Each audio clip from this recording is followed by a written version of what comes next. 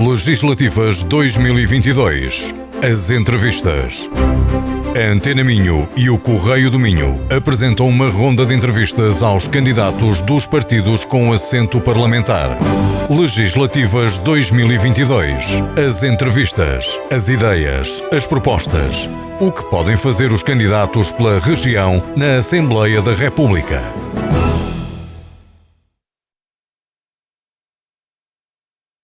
Vamos hoje para a última entrevista da série de 9 que fizemos no âmbito das eleições legislativas de 2022, de 30 de janeiro deste ano de 2022. 9 entrevistas, a 9 cabeças de lista pelo distrito de Braga, dos partidos com assento parlamentar. Seguimos o critério e voltando um pouco a definir as razões da série de entrevistas e da ordem de entrevistas que fizemos, seguindo o critério daqueles que têm menor representação parlamentar para os que têm maior representação parlamentar. E por isso fechamos esta série de entrevistas na Antena Minho e no jornal Correio do Minho com o cabeça de lista do Partido Socialista pelo Distrito de Braga, José Luís Carneiro, secretário-geral adjunto do Partido Socialista, no fundo o número 2 da hierarquia do Partido Socialista. No controle técnico de emissão, José Carlos Fernandes, comigo o Rui Miguel Graça, para esta última entrevista que será publicada amanhã em excertos na edição do jornal Correio do Minho. Fica também disponível nas redes sociais da Antena Minho e do Correio do Minho, ainda no podcast da Antena Minho. Feita esta introdução, dizer que temos connosco então o cabeça de lista do Partido Socialista pelo Distrito de Braga, já foi deputado eleito pelo Distrito do Porto, já foi autarca, presidente da Câmara de Baião, foi também secretário de Estado das Comunidades Portuguesas. José Carneiro, muito obrigado pela esta entrevista, nesta altura ainda de pré-campanha e eleitoral, e a primeira pergunta passa por, o que é que o levou a aceitar o desafio de ser cabeça de lista por Braga, pelo Distrito de Braga?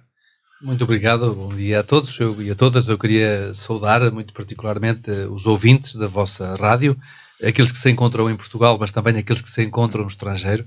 Eu fui secretário de Estado das Comunidades Portuguesas, como disse, e para que haja uma pequena ideia, só nos consulados há mais de 190 mil inscritos do Distrito de Braga, e como nós bem sabemos, há muitos, para além daqueles que estão inscritos nos serviços consulares, e portanto saudar também aqueles que nos ouvem com os seus corações ligados à sua terra de origem, mas distante de Portugal, e saúdo também o Rui Sequeiro, o Rui Graça e também o nosso responsável pela coordenação desta entrevista, o José Carlos. Bom, tratou-se em primeiro lugar de uma honra que me foi conferida por parte do secretário-geral do Partido Socialista. Trata-se de facto da escolha do número 2 do Partido Socialista para ser cabeça de lista por Braga, mas eu queria que os habitantes desta região do Minho, eu que sou oriundo do Entre Douro e Minho, porque antes da fronteira distrital há uma realidade cultural, há uma realidade social, há uma realidade económica, há uma realidade institucional.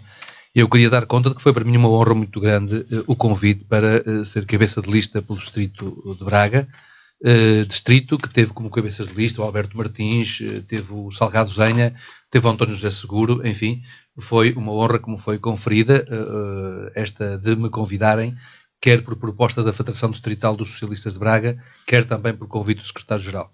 E aquilo com que podem contar as cidadãs e os cidadãos deste distrito é de alguém que contribuirá para transpor para a vida parlamentar e para a relação com o Governo aquelas que são as preocupações, as inquietações e também as suas expectativas relativamente à qualificação da própria representação política no Parlamento. Isso não diminui em nada o facto de não ser do Distrito de Braga perante outros cabeças de lista?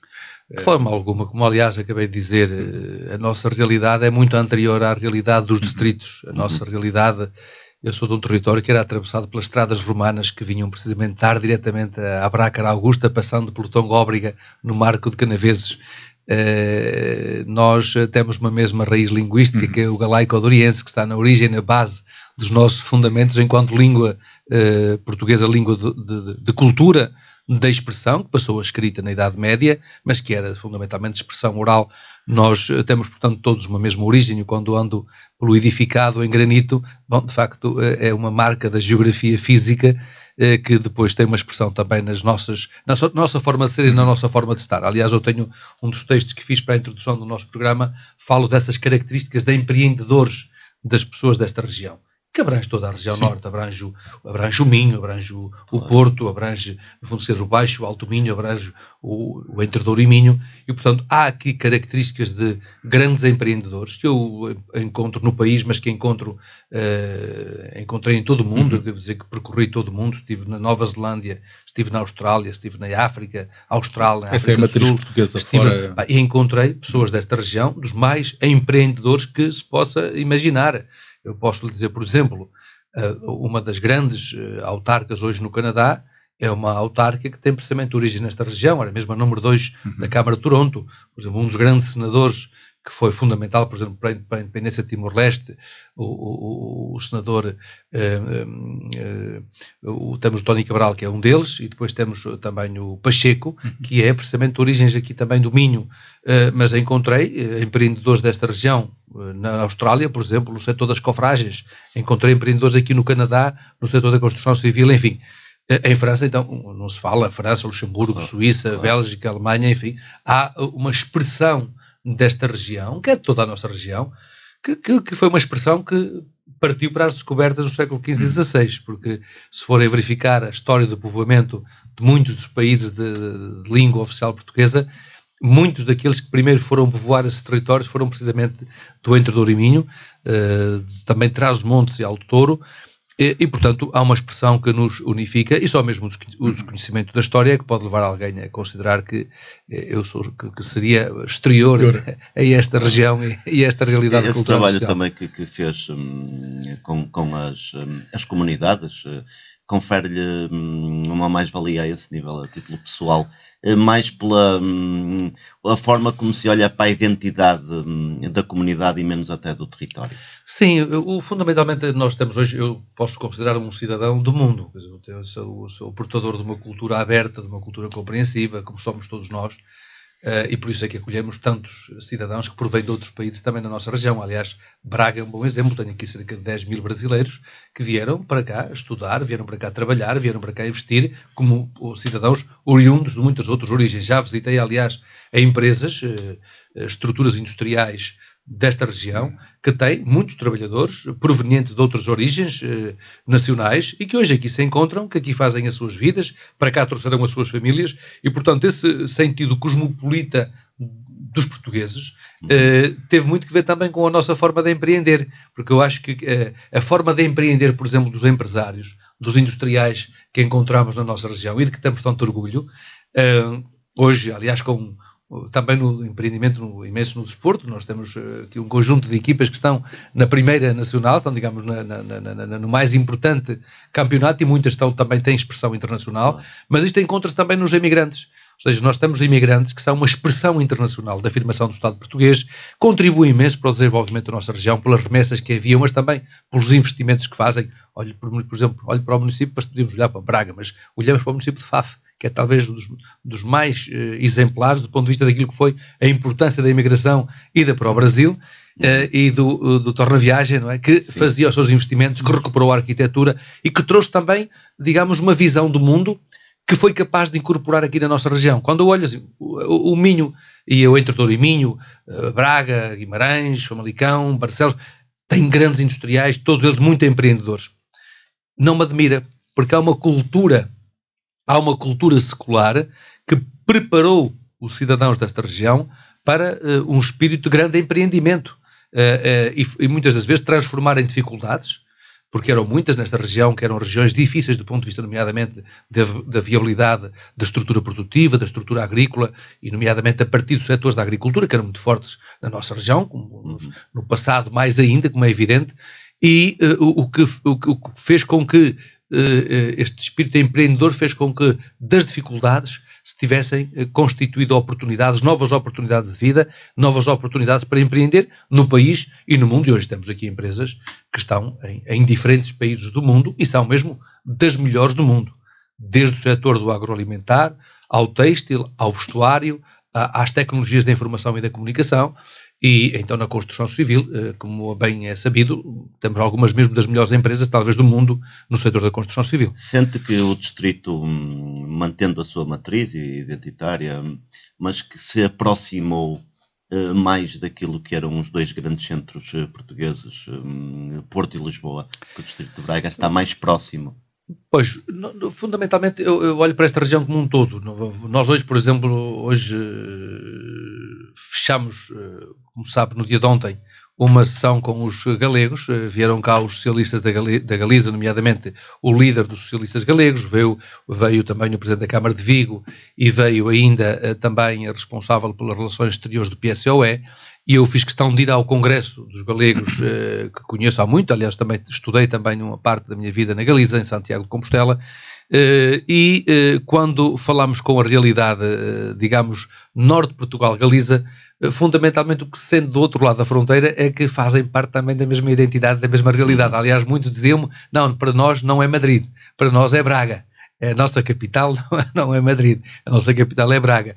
Diziam muitas vezes os estudantes que estavam comigo na altura nos estudos de doutoramento e, portanto, fundamentalmente, quando eu olho para esta região, olho para uma região muito empreendedora. O Porto foi o que foi no seu percurso histórico também, uma grande cidade, com uma grande universidade. Hoje o Minho tem uma universidade que talvez seja um dos melhores exemplos do país na aplicação do conhecimento que é produzido na universidade. Há imensas experiências da transição, que aliás é aquilo que a União Europeia defende e que tem vindo a financiar, é garantir níveis de transferência de conhecimento dos centros de investigação, dos centros de saber, das instituições de ensino superior, como acontece com a Universidade do Minho ou com o Instituto do Politécnico do Cávado, que é também outro bom exemplo, não apenas da transferência de conhecimento para a sociedade, para os estudantes nacionais, mas também para estudantes internacionais, como são importantes instituições de transferência de conhecimento para a estrutura produtiva, para a estrutura económica. Para ter uma pequena ideia, eu fiz um pequeno levantamento do conjunto dos projetos que foram objeto de candidatura às novas oportunidades de financiamento europeias, e nós temos no Distrito de Braga 12.584 projetos aprovados. Destes 12.584 projetos aprovados, estamos a falar de 3,2 mil milhões de euros de investimento apoiado, sendo que deste 2.100 milhões são de fundos europeus. Ora, o que é que mostram estas candidaturas? Porque é que este número é impressionante? Porque mostra a capacidade de empreendimento, claro, a criatividade, a inovação. Tem liderança, creio, ao nível de patentes. E também a própria liderança do ponto de vista dos empresários, sejam eles empresários no setor da indústria, digamos, com maior tradição, no têxtil, no vestuário, no calçado, ou seja, na metalomecânica, ou seja, na indústria automóvel, como já temos hoje empresas a transitarem do têxtil para a própria produção de polímeros, que foi uma também das coisas que me sensibilizou, como temos depois indústrias do agroalimentar, ou mesmo indústrias de tecnologia de ponta, e já tecnologia muito avançada. A Bosch é um bom exemplo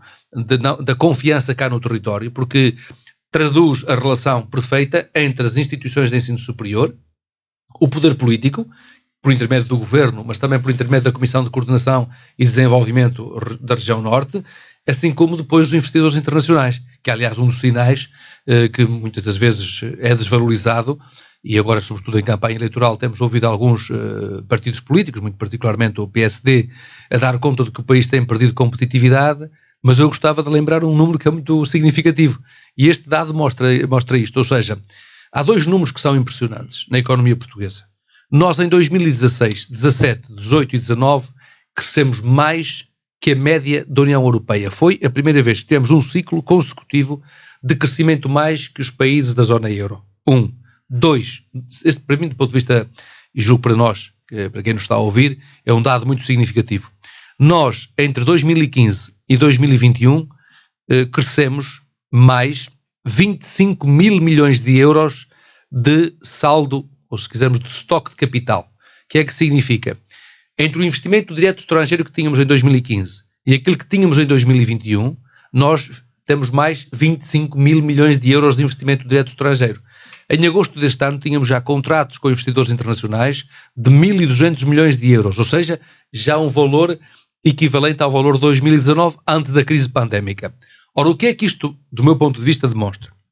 Demonstra que as questões que são colocadas em relação ao país, aqueles que estão permanentemente a criticar o país, de que o país não é produtivo, de que o país não se organiza, de que o país tem problemas fiscais, de que o país... A demonstração de que o país é um país que merece a confiança dos investidores internacionais, que procuram, em regra, fazem benchmarking e procuram, portanto, as melhores economias, as mais rentáveis para investir, está nos números do investimento direto estrangeiro e o aumento das exportações. Nós, como sabe, Portugal já alcançou, antes da crise, mais de 43% do produto interno bruto da riqueza nacional é com exportações, ou seja, já é a riqueza criada pelas empresas nacionais e também pelos setores da economia nacional.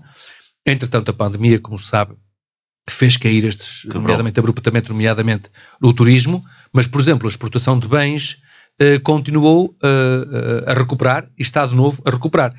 E mal se deram os primeiros sinais de controle da pandemia, é claro que agora estamos a viver este momento difícil, mas mal houve sinais de controle da pandemia, nós passámos de novo a crescer mais que a média dos países da zona euro, e não fomos nós que o dissemos. Aliás, a OCDE e instituições internacionais vieram dizer que, afinal, a economia portuguesa iria crescer mais do que as próprias previsões económicas do governo estimavam.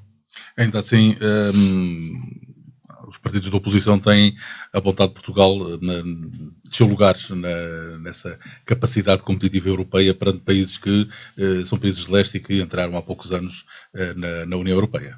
Sim, mas contudo essa crítica tem que ser enquadrada. Nós temos que comparar os níveis de escolarização e de evolução do nosso país, em relação aos níveis de escolarização e aos níveis do ensino superior e, sobretudo, depois números de mestrados e números de doutoramentos. E como bem se sabe, e então a população do Minho, que teve tantas gerações que foram filhos de homens que não foram meninos, como disse um dia o Soeiro Pereira Gomes no seu livro dos Esteiros, sabem bem que houve gerações e gerações que não tiveram oportunidades de estudar. Não porque não quisessem, não porque não tivessem inteligência para poderem estudar e terem sido pessoas singulares do ponto de vista da expressão do seu potencial, mas porque viviam em realidades económicas e sociais que não permitiam que pudessem evoluir nesses estudos. Ora, quando se comparam alguns países com Portugal, é preciso olhar para o ponto de partida, nomeadamente dos níveis de qualificações das suas populações. E se olharmos para este indicador, que é fundamental, ou seja, não há nenhum economista que não considere que para promover o crescimento económico seja fundamental apostar na qualificação e na alta qualificação dos recursos humanos, porque é essa alta qualificação que permite a inovação, que permite a criatividade, que permite a adaptação às tecnologias. Ora, e sendo esse um fator crítico, importa olhar para os indicadores do país há 20 anos atrás, em relação ao número de pessoas que alcançavam o 12º ano de escolaridade, em relação às pessoas que alcançavam a licenciatura, ao número dos que alcançavam o mestrado, ao nível dos que alcançavam o doutoramento, e perceberão o salto qualitativo que deu o país, que é essencial precisamente para que nós sejamos capazes de ser mais competitivos na economia internacional e sejamos capazes de fazer face a essas economias que, pese embora crescerem mais, porque por vezes crescer mais na economia não significa melhores condições de desenvolvimento. Por isso é que hoje a OCDE e a própria União Europeia, mesmo aqui na Cimeira Social do Porto, vieram dizer que medir o crescimento económico dos países com base em indicadores de rendimento per capita são indicadores muito falíveis e é necessário incorporar nos indicadores de desenvolvimento indicadores de natureza mais qualitativa. Por exemplo, eu vou dar-vos um exemplo para que as pessoas que estão a ouvir-nos entendam o que eu estou a dizer. Aqui a nossa região, do Entre Douro e Minho, tem, por exemplo, um valor social que é um valor muito importante. Está nas instituições sociais. A União das Misericórdias e as misericórdias que tem neste distrito. As instituições particulares de solidariedade social. A rede de movimento associativo, desportivo, cultural e recreativo. São redes que não são valorizadas no plano dos indicadores quantitativos que têm que ver com o desenvolvimento. Mas são redes fundamentais. São fundamentais porque garantem melhor integração dos indivíduos na vida social. São fundamentais porque são fatores de coesão crucial e são fatores de qualidade do desenvolvimento. É por isso que quando se fazem essas afirmações simplistas, digamos assim, elas são verdadeiras porque correspondem, digamos, à competitividade nos indicadores quantitativos. Por exemplo, quando se aprecia os indicadores de rendimento per capita, por exemplo, uma das coisas a que se aprecia tem a ver, por exemplo, um dos indicadores, há muitos, mas, por exemplo, os consumos, os níveis de consumos, o nível de utilização de multibanco, o nível de utilização de telemóvel. Bom, quer dizer, todos nós bem sabemos que não é daí que resulta o bem-estar das pessoas. Isso pode indicar, digamos, padrões de vida, mas não indica a qualidade de vida das pessoas. Portanto, nós deveríamos sempre fazer um exercício, e julgo que quem está aqui à volta desta mesa sabe bem, como era o país há 45 anos atrás e como é o país hoje. E a pergunta que se faz é, andamos para a frente ou andamos para trás? Do ponto de vista das condições de vida das pessoas, da qualidade de vida, andamos para a frente. E, portanto, se olharmos 20 anos atrás, andamos para a frente em muitos indicadores. Mas as taxas de mortalidade mais depressa do que nós. Os indicadores de mortalidade infantil, os indicadores de escolarização, os indicadores de acesso ao ensino superior, a investigação, o modo como a nossa investigação hoje está inserida nas redes de investigação internacionais. Mas sabe, eu já estive nesses países. E uma coisa é fazer as médias com base nas capitais dos países. Outra coisa é conhecer os países no seu interior, nas suas povoações mais afastadas. E nós, nesse aspecto também... E eu tenho dúvidas que... também não temos aí, enfim, alguns pecados... Temos divergências. Temos grandes assimetrias. Temos assimetrias, nomeadamente territórios rurais, interiores, em relação às áreas metropolitanas, e entre as áreas metropolitanas temos assimetrias. É por isso que nós temos que aproveitar bem os fundos europeus, bem os fundos comunitários, para precisamente reduzir essas assimetrias entre os diferentes territórios nacionais. Temos evoluído, como digo, mas é evidente que há muitos aspectos, muitas dimensões que importa corrigir. Há 40 anos. Sim, veja, basta olhar para os indicadores da saúde. Os indicadores da saúde. Olha, eu quando ganhei a autarquia, na minha região, ainda havia um analfabetismo na ordem dos 16%. Eu acho que isto diz tudo. Quer dizer, veja, da minha escola primária, muitas vezes digo, da minha escola primária, da minha sala de aula, só 3 é que completaram uma licenciatura. Eu tenho 50 anos. Isto foi há 45 anos atrás. Portanto, para aqueles que são adversários, alguns até são mesmo adversários da democracia e das conquistas da democracia, é muito importante lembrar-lhes sempre, e se têm dúvidas, que falem com os seus pais e com os seus avós sobre como era o país e como o país evoluiu. Deve servir como exemplo, obviamente. Esse passado que aconteceu, o país evoluiu, obviamente que sim, que andou, mas nem sempre andou bem nos últimos anos, nesse aspecto. E poderíamos ter feito um bocado mais dentro daquilo que é as próprias assimetrias, e este distrito, por exemplo, queixa-se muito de diferente tratamento para com, por exemplo, na questão dos transportes, para com Lisboa e Porto. Bom, aqui é uma das áreas que temos estado a abordar. Nós, sei que recentemente, inclusive, fez uma visita aqui aos e vamos continuar públicos. na próxima semana. Nós enquadramos a nossa candidatura em alguns eixos estruturais, porque há temas que são transversais a todo o distrito. E a mim também me interessa, a mim e a nós, a nossa candidatura, interessa-nos muito sermos efetivamente candidatos em nome de uma região, em nome de um território, e procurando evitar os fatores de clivagem. Por isso entramos com um conjunto de áreas que são transversais ao território. Um tema, a economia e o conhecimento, precisamente porque entendemos que hoje há uma marca distintiva muito positiva deste distrito, naquilo que tem a ver com a capacidade para empreender nos setores tradicionais, mas também nos setores mais competitivos e mais atuais, mais voltado para a nova economia, e ao mesmo tempo a qualificação da sua população. Segundo eixo, o eixo das questões sociais. Pronto, a saúde, a educação, a habitação, o combate à pobreza e às desigualdades, porque, como é evidente, sempre que as sociedades avançam, como acontece nas nossas famílias, como acontece com os nossos amigos, há uns que avançam mais do que outros. Há uns que avançam mais e outros que avançam menos. Temos de ter, de facto, políticas que estimulem a coesão, que corrijam as assimetrias. Terceiro eixo, transportes e mobilidade.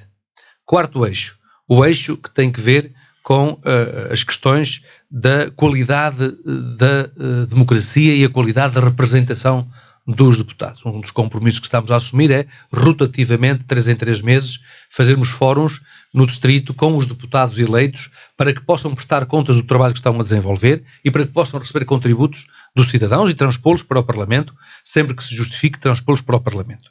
Depois temos um outro também eixo, que é o da cooperação territorial transfronteiriça, nomeadamente a relação do Norte de Portugal e Distrito de Braga com a Galiza, e como é que esses eixos de trabalho podem contribuir para o desenvolvimento. Por exemplo, uma dimensão que vale a pena conhecer, e que conheci por força desta candidatura, é que, por exemplo, a Universidade do Porto, Braga e OUTAD, neste caso a Universidade do Minho, Porto e OUTAD, estão integrados numa rede de universidades aqui na Península, e que estão a trabalhar, também está Vigo, onde está Santiago, enfim, onde está a Corunha, e estão a trabalhar em projetos comuns que são objeto de candidatura à União Europeia para efeitos de financiamento da sua investigação e dos seus projetos de desenvolvimento. E até depois com mobilidade de estudantes, com mobilidade de investigadores, mestrados, doutoramentos. E o que faz todo o sentido. Os transportes e mobilidade é uma das áreas que efetivamente, que nos ocupa hoje o nosso trabalho e que nos vai ocupar no futuro. Tive uma reunião com o STUB, tive uma reunião com o Sr. Presidente da Câmara Municipal de Braga, na medida em que é também Presidente da Comunidade Intermunicipal, do Cávado, e agora temos reuniões também com outros municípios, com Guimarães, com Barcelos, com Famalicão, porque há aqui aspectos que devem ter uma atenção do poder político. Por um lado, a mobilidade e os transportes no quadrilátero e entre os municípios do quadrilátero, e segundo, a relação de transporte e de mobilidade dos que estão no quadrilátero, dos que vivem no quadrilátero, com os municípios semi-urbanos e do interior, mais rurais.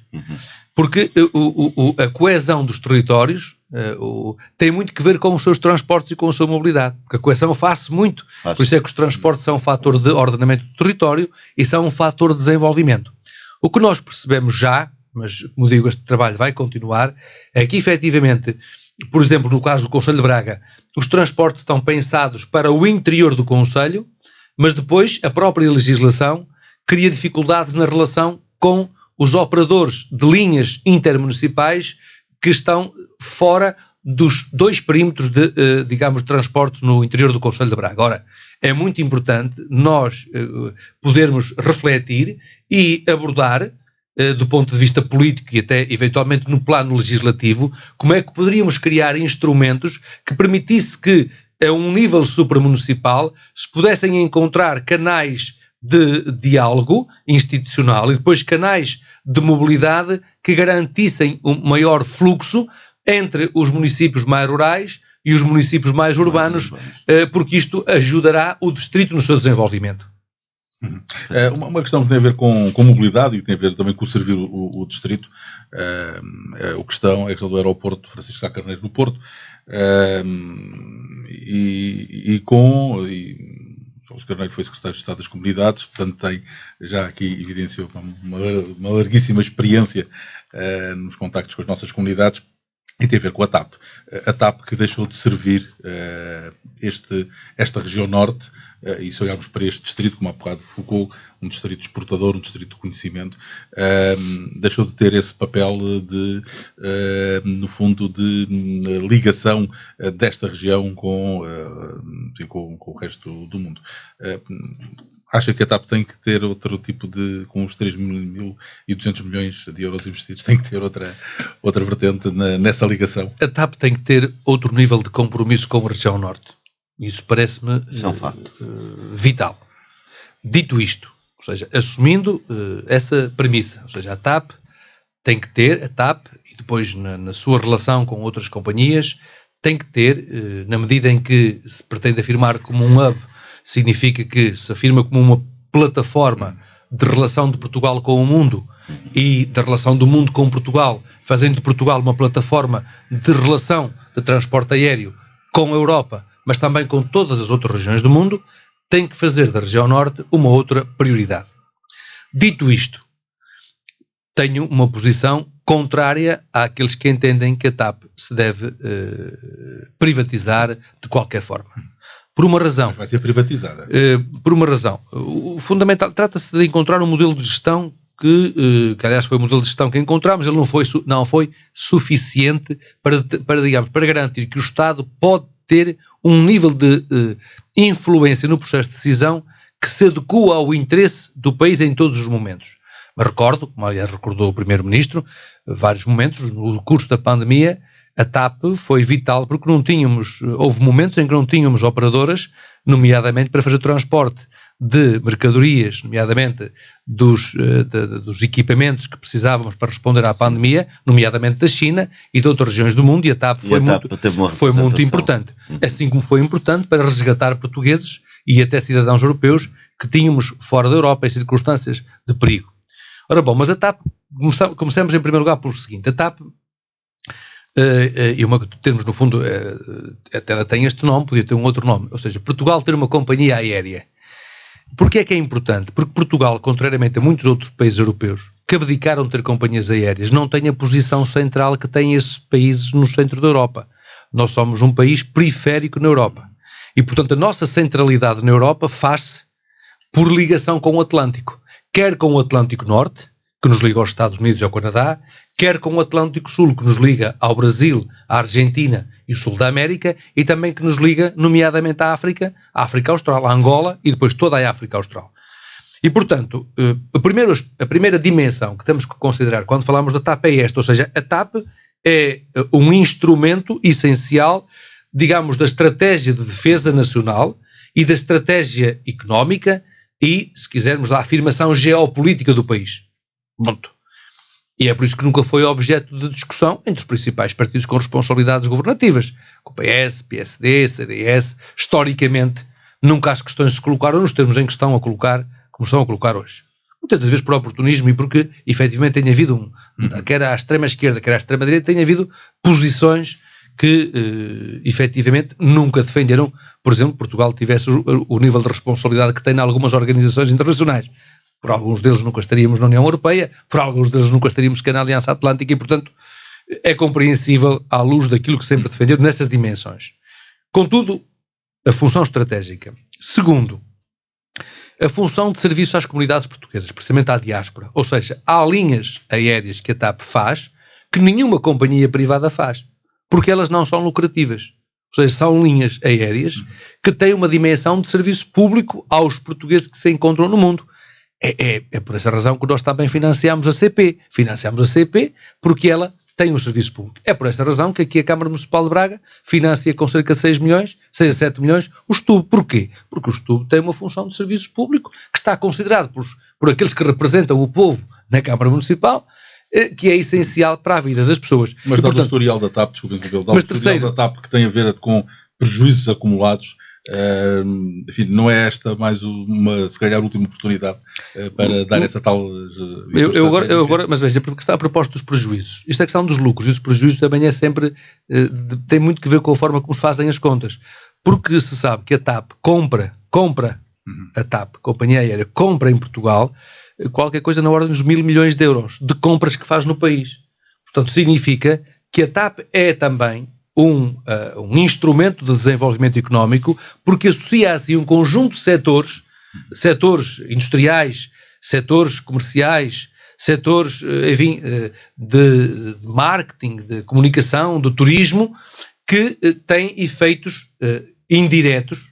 Uns são efeitos diretos, outros são efeitos indiretos na economia, portanto, ou seja, são empresas âncora, digamos, da economia nacional. E, portanto, quando se fazem as contas ao déficit de exploração, tem que também considerar os efeitos, porque não se considera, quando se fazem essas críticas públicas, não se consideram os efeitos, as chamadas, como dizem os economistas, as externalidades positivas de uma companhia com esta natureza. Mas é evidente que, quanto ao compromisso com a região norte, aliás, esse é um dos temas que eu próprio, já quando fui eleito pelo Porto, tomei uma posição pública como secretário-geral adjunto.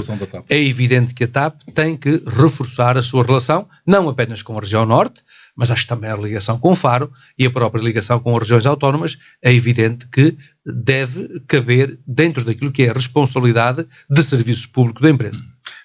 Na sua introdução de há pouco, quando foi questionado enfim, não ser propriamente ao contrário de outros candidatos, não ser do Distrito de Braga, novamente desvalorizando a questão, porque estamos numa região norte. Falou da matriz cultural, da matriz tradicional, as tradições de toda esta região. A regionalização tem estado novamente em debate. Creio que esta semana, aliás, houve até um fórum onde se voltou novamente a debater a questão da regionalização, que ciclicamente vem para o discurso político, nomeadamente das alturas eleitorais. Estão mesmo criadas condições para que se estude a possibilidade de um referendo, que nem sequer, parece-me a mim, em termos constitucionais, é obrigatório, porque bastaria, enfim, a Assembleia da República, ou aquilo que está na Constituição, fazer a aprovação pela maioria dos deputados. É obrigatório o referendo. É obrigatório. Ou seja, agora só não seria obrigatório se 2/3 da Assembleia da República alterasse a Constituição, porque passou obrigatório na revisão constitucional de 1997. É obrigatório. Agora, eu queria ser claro, o Partido Socialista defende a regionalização.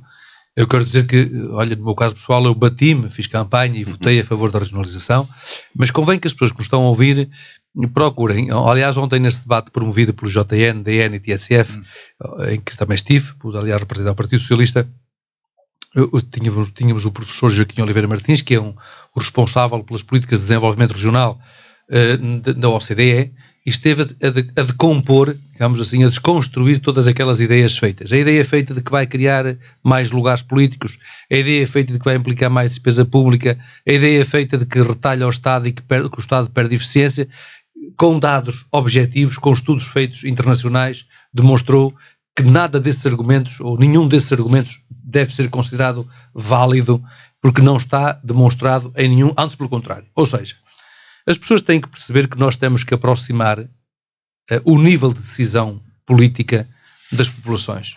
Porque um nível de decisão política mais próximo das populações, contrariamente ao que se diz, por exemplo, a aumentar a corrupção, que é uma das coisas banais que se diz, de quem não reflete, ou de quem procura lançar areia nos olhos das pessoas. Todos nós bem sabemos que um poder mais próximo é um poder sobre o qual nós temos mais escrutínio. Vocês acompanham muito mais particularmente as decisões do Sr. Presidente da Câmara Municipal de Braga ou do Sr. Presidente da Câmara Municipal de Guimarães do que acompanham a decisão do ministro que está em Lisboa ou da Administração Central. A questão da proximidade. A questão da proximidade exige mais escrutínio da própria opinião pública. Portanto, mais proximidade significa um poder que os cidadãos melhor podem escrutinar, melhor podem acompanhar. Segundo, está demonstrado que o poder mais próximo, como acontece com as autarquias, em termos de eficácia, ou seja, resposta e de celeridade, é mais célere do que um poder que está mais distante. Segundo, por razões de eficiência, ou seja, com menos recursos, se conseguem alcançar mais resultados. Eu dou um exemplo que visitei agora há dias. Eu estive a visitar os investimentos que a Câmara Municipal de Vizela fez na sua infraestrutura de saúde. Estiveram 13 anos, a administração central e desconcentrada do Estado esteve 13 anos para resolver um problema de ar-condicionado no centro de saúde, na unidade de saúde familiar em Vizela. Quando as competências agora passaram para a Câmara Municipal, num mês, e porque o Presidente da Câmara podia intervir, e os serviços da Câmara poderiam intervir, num mês resolveu um problema que esteve 13 anos para resolver. Eu acho que este exemplo é demonstrativo, até por aquilo que ele tem de caricato, daquilo que pode fazer. Não é muito abonatório realmente da questão E, portanto, o que é que significa? Nós, com regiões administrativas, teremos condições para colocar o serviço mais próximo das populações e ao serviço das populações. Dito isto, com que é que o Partido Socialista se compromete? Riscos, obviamente. Com que é que o Partido Socialista se compromete? Compromete-se com o seguinte: nós avançamos com um amplo movimento de descentralização, são dezenas de competências que estavam na administração central ou desconcentrada do Estado e que passam para as comunidades intermunicipais e para as câmaras municipais, e algumas destas com as freguesias passam também para as freguesias, e pronto, queremos consolidar este processo de transferência de competências para os municípios, para as comunidades intermunicipais e para as freguesias. Em que áreas? Na saúde, nos cuidados primários de saúde, na educação, na segurança social, na proteção civil, nas políticas de emprego e de qualificação profissional. Segundo, queremos também que alguns dos serviços, que são serviços desconcentrados do Estado, fiquem integrados nas comissões de coordenação e desenvolvimento regional. Ou seja, nós temos hoje um conjunto de serviços, Por exemplo, se me perguntar onde é que está a entidade que superintende os serviços de educação aqui do Distrito de Braga, se calhar não sabes onde é que ele está. Pronto, está no Porto, está ali perto do campo 24 de Agosto. Mas se perguntar onde é que está os serviços que superintendem o setor da saúde, a ARS, que está no Porto. Correto? Não. É por isso que às vezes eu agora visitei os hospitais, mas no final ele é do Porto, foi do Porto. A relação entre, por exemplo, o nível da saúde entre Porto e Braga é uma relação muito profunda, claro, em termos de serviços. O que é que está a acontecer? Por exemplo, a Comissão de Viticultura do Vinho Verde é no Porto também. Então o que é que acontece?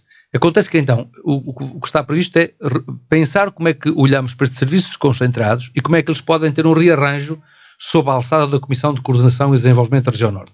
A Comissão de Coordenação e Desenvolvimento da Região Norte tem aqui, por exemplo, uma delegação em Braga, tem aqui uma estrutura de apoio e de acompanhamento. Uma necessidade de referendo para se fazer a descentralização. Depois da integração destes serviços e consolidada que esteja a descentralização e consolidada que esteja a integração destes serviços concentrados do Estado na alçada das Comissões de Coordenação e Desenvolvimento Regional, avançar com o referendo em 2024 para consultar de novo o povo português, porque o povo português em 1998 votou maioritariamente contra a regionalização e o Partido Socialista entendeu, e bem, que não deveria avançar com uma reforma desta natureza, ou tentar avançar, porque para avançar tinha que avançar com os outros partidos, sem consultar de novo. Portanto, temos que consultar de novo o povo. Entretanto, o que fizemos foi avançar com a eleição já do Presidente da Comissão de Coordenação e Desenvolvimento Regional, e com um dos vice-presidentes. Para quem nos está a ouvir e que não sabe, a Comissão de Coordenação e Desenvolvimento da Região Norte tem 3 dirigentes. Um que é da escolha do Governo, outro que agora passou a ser eleito pelos autarcas de toda a região, Presidente da Junta de Freguesia, membros das Assembleias Municipais, vereadores e Presidente de Câmara, e depois um vice-presidente que é escolhido pelos Presidentes de Câmara. Portanto, já foi um esforço de legitimação política ou de reforço da legitimidade política e democrática da estrutura de coordenação regional. Porque, por exemplo, hoje, o professor António Cunha, na Comissão de Coordenação, em vez de ter que ouvir só quem o nomeia, quem o nomeava, que era o membro do governo, também tem que prestar contas. Mais uma escolha, tem que prestar contas. Uma eleição nessa aspecto. Não, mas veja, os autarcas podiam não votar. Olha, nós, por exemplo, no Alentejo tivemos 2 candidatos. Tivemos 2 candidatos, um da área do PSD e um da área do PS. Ganhou o candidato que era do Partido Socialista, mas houve 2 candidaturas. Aqui na região norte houve apenas uma candidatura. E foi até possível haver um entendimento sobre uma personalidade independente que, digamos, no qual se revissem os autarcas. E a prova de que se reviram é que votaram. Mas podiam não votar, podiam se abster e até com a abstenção demonstrar que estavam descontentes. Ora, fundamentalmente, o que acontece é que agora os presidentes das Comissões de Coordenação e Desenvolvimento Regional, por uma reforma que foi feita pelo governo do Partido Socialista, já são escolhidos também pelos seus autarcas. No futuro, se o referendo ganhar, ou se o sim ganhar, portanto, se o sim ganhar no referendo, então estaremos em condições, depois de consolidado este processo, de avançar para a regionalização. Acredita, portanto, que vai haver o referendo? Como? Acredita que vai haver o referendo?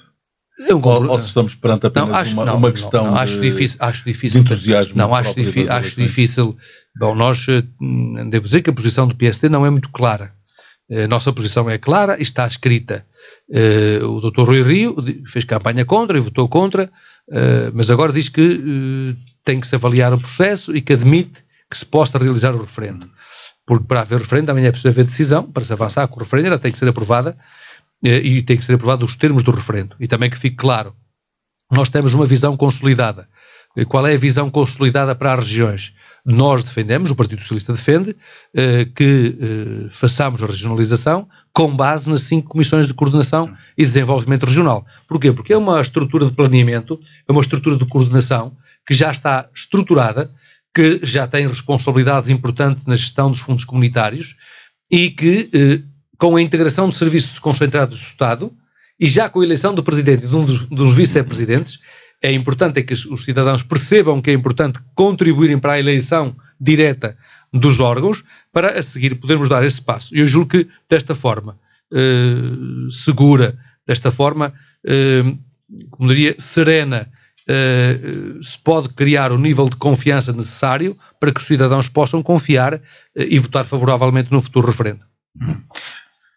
A formatação da sua lista é heterogénea, tem inclusivamente elementos do universo da música, ia-lhe perguntar se como é que chegamos a esta formatação da lista, e também outra pergunta, e uma vez que nas últimas eleições foram o partido mais votado no distrito, se é essa a grande meta para estas eleições também? Sim, a meta, naturalmente, quando concorremos, é para sermos os mais votados. Ou seja, é para merecermos a confiança das cidadãs e dos cidadãos que nos estão a ver e a ouvir e pedir-lhes um voto de confiança na nossa equipa. A nossa equipa, como disse, é bastante diversa, ou seja, uma equipa bastante rica em personalidades. Tem pessoas que são independentes. Olha, a nossa número 2 é a professora Elizabeth Matos. Ela, como se sabe, é oriunda das Taipas, em Guimarães, vive aqui, tem casa aqui em Braga, no Concelho de Braga. Foi convidada para dirigir o Teatro Nacional de São Carlos. É uma cantora lírica internacional, é uma pessoa que tem uma vida mundial, esteve nos principais palcos do mundo e da Europa, e é uma personalidade de grande prestígio que, com o modo como emprestou o seu prestígio à nossa lista, foi uma honra para nós também ela ter aceito. Depois temos o Joaquim Barreto, que é um presidente da Federação Distrital, um autarca exemplar, em Cabeceiras de Basto, mereceu sempre a confiança dos seus conterrâneos e tem sido, devo dizer, uma voz ativa, nomeadamente nas áreas do desenvolvimento regional e do desenvolvimento rural, do desenvolvimento florestal. É alguém que tem, digamos, uma voz muito conhecedora, digamos assim, se quisermos, das questões do desenvolvimento, em termos gerais, e particularmente do desenvolvimento mais ligado ao desenvolvimento rural, ao desenvolvimento do turismo, às questões da proteção civil, à questão das florestas. É alguém que tem uma experiência muito grande e queria dar-vos conta de que ele é, de facto, daqueles deputados, como alguém lhe dizia há dias, que quando se ouve falar na Assembleia e quando ele intervém nas comissões, ele presidiu, aliás, a Comissão de Agricultura, como sabem, ele sabe-se que ele tem uma origem, ou seja, sabe-se que ele continua a bater-se pelas causas do seu distrito e da sua região, independentemente de serem ou não políticas e opções e propostas do seu partido. E isso é uma marca muito forte de uma liderança bastante defensora dos interesses desta região. Temos também o Hugo Pires, que foi candidato à Câmara Municipal de Braga, foi dirigente nacional do Partido Socialista, é arquiteto na sua formação de base, tem também experiência autárquica, foi vereador da Juventude na Câmara Municipal de Braga, recordo, foi com ele, talvez as pessoas não saibam isto que eu vou dizer. Eu estava no Comitê das Regiões quando foi aprovada a candidatura de Braga à Capital Europeia da Juventude e também contribuí, também dei o meu contributo para que essa candidatura tivesse o parecer favorável daqueles que na Comissão de Cultura no Comitê das Regiões tiveram que se pronunciar. Aliás, numa altura, numa deslocação feita propositadamente por aquele que era até assessor do vereador, do Pires, chegámos mesmo a reunir com o presidente da Comissão no Comitê das Regiões. Depois temos, enfim, a Palmira Maciel, temos o Luís Soares, que é também um autarca com muita proximidade junto à sua população, autarca nas Taipas, tem sido um deputado também muito interveniente na Assembleia da República, dirigente político em Guimarães. Depois temos uma, digamos, representação que tem candidatos de todo o distrito, de todos os municípios. Temos candidatos, neste caso de Barcelos, a Anabela Real, que foi também vereadora da Câmara Municipal de Barcelos. Temos o candidato à Câmara de Famalicão, o Eduardo Oliveira. Temos, portanto, aqui um naipe de candidatos e de candidatas que misturam a diversidade das atividades profissionais com também a diversidade nas idades. Temos pessoas mais velhas e temos pessoas bastante jovens, e de todo o distrito, desde Esposende, em que temos o Tito Evangelista, que é um jovem que está a iniciar, digamos, o seu percurso na vida política, até pessoas mais velhas e com uma vida profissional ligada às empresas, como acontece com outras candidatas que temos em todo o distrito. De Esposende a Terras de Bouro, de Barcelos a Famalicão, nós temos efetivamente uma diversidade e uma representação de todo o território, que do meu ponto de vista, ela não apenas é boa porque representa muito as diferentes identidades do distrito, como também é boa pela diversidade de conhecimentos, de experiências pessoais e profissionais, e que vai, do meu ponto de vista, enriquecer a representação e a voz de Braga, do distrito de Braga, na Assembleia da República. Nós estamos a chegar ao fim da entrevista com o cabeça de lista do Partido Socialista pelo Distrito de Braga, José Luís Carneiro. Ainda uma ou duas questões para colocar. Quando falava nesta entrevista, enfim, do Distrito de Braga e das suas capacidades económicas, do seu tecido empresarial, de inovação, de exportação, de tecnologia, há também uma realidade, e da capacidade de atração de empresas, há também uma realidade, é que estamos num distrito que tem, enfim, em termos de média de salarial, mais baixa do que a média nacional. Essa é uma questão que, enfim, é difícil de ultrapassar. O Governo tem uma prioridade. Este Governo tinha, aliás, no Orçamento do Estado para 2022, que os partidos, do meu ponto de vista, irresponsavelmente chumbaram, todos eles, da extrema-esquerda à extrema-direita, contando com o PSD, porque não chega a dizer que agora que não se devia andar em campanha eleitoral, pois, mas para isso era preciso que tivessem votado o Orçamento do Estado. Irresponsavelmente votaram contra o Orçamento do Estado, mas queria dar conta do seguinte: uma das prioridades do programa eleitoral do Partido Socialista é mesmo o de, depois de termos reforçado o salário mínimo nacional, avançarmos com uma política de reforço dos salários médios no país. Não apenas porque o aumento do salário mínimo nacional, digamos, se encostou aos salários médios e, portanto, temos que fazer progredir os salários médios, mas também porque temos uma política para, até 2025, 2026, aumentarmos ainda mais o salário mínimo nacional. Mas, desculpe interrompê-lo, sendo certo que houve uma subida do salário mínimo nacional desde os últimos 5 anos, também é verdade que nestes últimos 5 anos essa aproximação foi muito mais evidente, o salário mínimo a um salário médio nacional. Portanto, aí também a governação teve... Não, o salário médio também aumentou. Nós aumentou cerca de 850 euros, na casa dos 850 a 900 euros para 1.050 euros, 1.060 euros. Portanto, houve também um aumento de 100 e tal euros nos últimos 5 anos no salário médio. Mas então, qual é a política que temos prevista para aumentar os salários e os rendimentos das famílias? Porque quando falamos de salários, falamos no conjunto de rendimentos. Salários é apenas uma das partes dos rendimentos. Porque se nós gastarmos menos, significa que temos mais recursos disponíveis.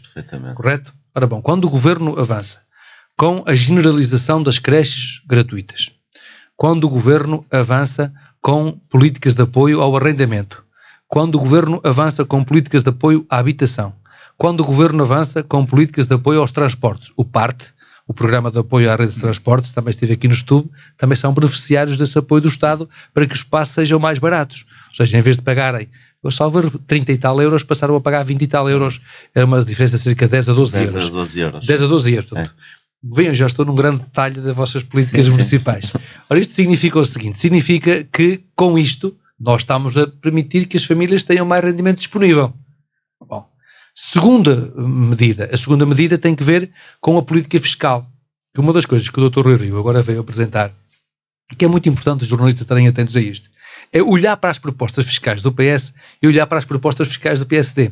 O que é que defendem as propostas fiscais do PS? As propostas fiscais do PS defendem duas outras coisas muito importantes. Uma, mexer nos escalões, como já fizemos em 2018, no terceiro e no sexto escalão. Significa que isto é dirigido claramente às classes médias. E isto significará, nas contas que temos feitas pelo Ministério das Finanças, que entre as alterações dos escalões que fizemos em 2018 e a que temos prevista, já estava no orçamento que foi chumbado, para 2022, perdemos, neste caso perde o Estado, 500 milhões de euros de receita, mas são 500 milhões de euros que ficam no bolso das famílias. Primeira medida, alterações no IRS. Segundo, aliás, fomos nós que acabámos com a sobretaxa do IRS. Foram, salvo erro, 800 milhões de euros. É menos. Quem é que foi responsável pela sobretaxa no IRS? Bom, sabemos qual foi o governo que foi responsável pela sobretaxa no IRS. Segunda questão, IRC, empresas. Nós dizemos, sim, nós queremos ter uma política fiscal de estímulo às empresas, mas também queremos que as empresas façam a sua parte. Qual é a parte que nós pedimos às empresas? É que esses estímulos em sede IRC cumpram alguns objetivos. Maior integração de trabalhadores, mais emprego mais qualificado, emprego mais remunerado, melhor remunerado, e também que as empresas acompanhem o esforço para fazer face às alterações climáticas e à transição digital. Ou seja, nós não damos por dar o benefício fiscal só para benefício dos acionistas. Tem que se cumprir essas etapas. Damos, porque a própria União Europeia também, quando dá digamos, orientações aos Estados-membros, estimula uma política. O que nós queremos é que a política fiscal esteja ao serviço de uma política económica e essa política económica esteja ao serviço do modelo de desenvolvimento. IVA da restauração, que acho que essa ainda é mais interessante. O PSD e o CDS aumentaram o IVA, como sabe, 13% para 23%. Há um governo que baixou o IVA. Quem é que votou contra a redução do IVA? O PSD. E o Dr. Rui foi contra a redução do IVA. Agora, no decurso da pandemia, quando as empresas de restauração, de hotelaria, queriam a redução do IVA temporariamente por causa da pandemia, o governo avançou com um conjunto de medidas de apoio. Estamos a falar de medidas de apoio andam na casa dos 900 milhões de euros de apoio aos setores do comércio e da restauração e da hotelaria, cerca de 800 milhões de euros neste decurso da pandemia, mas uma das hipóteses que se colocou, que as entidades colocaram, era a da redução do IVA da restauração temporariamente. Nessa altura o que o Dr. Rui Rio disse foi, não se deve baixar o IVA da restauração, deve-se guardar essa folga para outras necessidades que possam existir. Agora, como estamos em véspera das eleições, o Dr. Rui Rio veio dizer que afinal defende a redução do IVA portanto, temporariamente. Mas já agora um dado. Também na política fiscal do Governo para as empresas, estava no Orçamento do Estado para 2022 e nós voltámos a reassumir esse objetivo, comprometemos em acabar com o pagamento especial por conta. Está no Orçamento. Comprometemos a acabar com o pagamento especial por conta. Pergunto, alguém sabe o que é que o PSD está a defender sobre esta matéria? Porque foi o PSD, Manuela Ferreira Leite, criaram este pagamento especial por conta? Ninguém sabe o que é que defende sobre isto. Se ganhar as eleições, vai apresentar o Orçamento de Estado, na mesma, vai recuperar a proposta dos 10 euros de aumento das pensões que costumava ser dado em agosto. Nós temos esse compromisso. O Primeiro-Ministro disse que retomaria aqueles benefícios que estavam a ser concedidos às populações mais idosas, nomeadamente também aos pensionistas, tal qual tinha vindo a ser negociado, tal qual foi apresentado no Orçamento do Estado. Ou seja, o PS ganhando o que estava no Orçamento do Estado para 2022, manter-se-á, porque aliás é a melhor forma de, tão rapidamente quanto possível, colocarmos as medidas em prática. Mas permita-me aqui um outro dado que é muito importante também, para concluir. O responsável pelo Conselho Estratégico do PSD sobre a política fiscal para as empresas defendeu no livro que editou há dias que se devia aplicar um imposto mínimo obrigatório a cerca de 2/3 das empresas que hoje estão fora do perímetro de tributação fiscal, que no fundo são as micro, pequenas e médias empresas. E portanto é curioso que com estas diferenças tão claras entre PS e PSD, mesmo na política fiscal, haja quem venha dizer publicamente que o PSD tem uma política de estímulo ao crescimento, utilizando a política fiscal como instrumento de crescimento económico. Se o PS, mesmo uma resposta rápida, tanto quanto possível, se o PS ganhar as eleições, se não tiver a maioria absoluta, é aquela questão com quem vai governar. O PSD tem dito que o PS não tem sido claro nessa definição de uma governabilidade se não tiver a maioria absoluta. Bom, o PS poderá formar governo sozinho, o apoio parlamentar. Sabe, essa tem sido uma tática do PSD, ou seja, é uma tática do PSD para se colocar ao mesmo nível do PS em termos de partida. Neste momento o PS, nas intenções de voto, está à frente. Bom, sem maioria e portanto, nós entendemos que temos condições, e eu acho que aqueles que nos estão a ouvir, nós não queremos uma maioria porque queremos uma maioria. Nós queremos uma maioria para dar estabilidade ao país, para dar previsibilidade aos investidores, às empresas, às famílias. Com quem é que o PS tendencialmente irá... No dia das eleições, à noite, é que temos que pensar sobre esse assunto, porque daqui até lá, tudo é especulativo, porque nós não sabemos como é que as pessoas vão votar. O PSD já definiu os seus preferenciais aliados. A Iniciativa Liberal e o CDS. Isso diz das não desdenhando um apoio ao Partido Socialista, se for necessário. Sabe porquê que diz isso? Porque o Dr. Rui Rio sabe que a maior parte dos portugueses quer isso. E, portanto, como sabe que a maior parte dos portugueses, aliás, de acordo com o estudo, 60% dos portugueses querem isso. E é por isso que ele fala para esses 60%. Nós, aquilo que dizemos é que precisamos de uma maioria clara e inequívoca para não ficarmos dependentes da tática política sempre que se aprova um orçamento de Estado. E, portanto, queremos o poder para transformar as condições de vida das pessoas. Já demos prova. Aquilo que as pessoas vão ter que votar é entre dois líderes, dois candidatos a líderes, o Dr. António Costa e o Dr. Rui Rio. Vão ter que optar entre a previsibilidade, a criação de consensos, a experiência no país, a experiência na Europa, ou optar por quem hoje diz uma coisa amanhã diz outra e verdadeiramente nunca se consegue perceber o que é que quer em relação ao futuro, e só não é a alternativa mais credível hoje porque durante 4 anos não foi capaz de apresentar uma alternativa clara, sólida ao país, porque já disse tudo e o seu contrário ao longo destes últimos anos. Jorge Carneiro, muito obrigado pela entrevista. Muito obrigado. Cabeça de lista do Partido Socialista pelo Distrito de Braga, a fechar o ciclo de entrevistas da Antena Minho e do Jornal Correio de Minho, uma entrevista cujos certos são publicados na edição de amanhã do Jornal Correio de Minho. Legislativas 2022. As entrevistas. A Antena Minho e o Correio do Minho apresentam uma ronda de entrevistas aos candidatos dos partidos com assento parlamentar. Legislativas 2022. As entrevistas, as ideias, as propostas. O que podem fazer os candidatos pela região na Assembleia da República.